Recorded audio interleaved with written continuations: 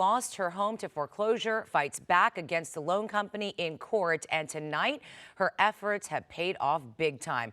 Casey Montoya is live in Long Beach with a story you'll see only on KTLA 5. Casey?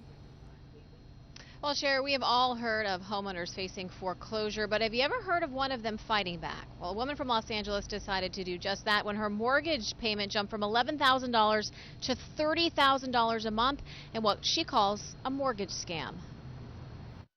And my payment jumped up to $30,000 a month. Barbara Beam spent 26 years of her life working for the city of Long Beach, the same city where a jury recently awarded her a $30.5 million judgment against a Pasadena loan broker after a predatory lending foreclosure trial. This case was all about a completely ludicrous interest term buried in the fine print. Barbara says she fell in love with this home in Angelino Heights in 2000 and bought it. And I poured my heart and soul into this property for almost 15 years of my life. When she needed to refinance in March of 2014, she had trouble finding a lender. It's 140 years old.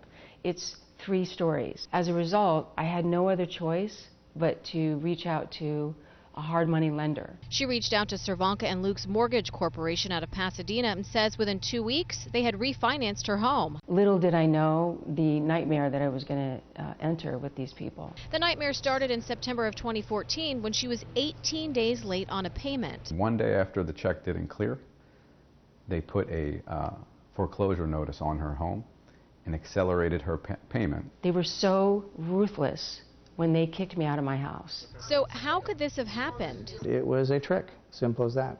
Paperwork trick. Attorney Daniel Brown says although Barbara had negotiated the terms of the loan, the paperwork had some additional terms she had not agreed to, like a 24.99% interest rate for missing just one payment.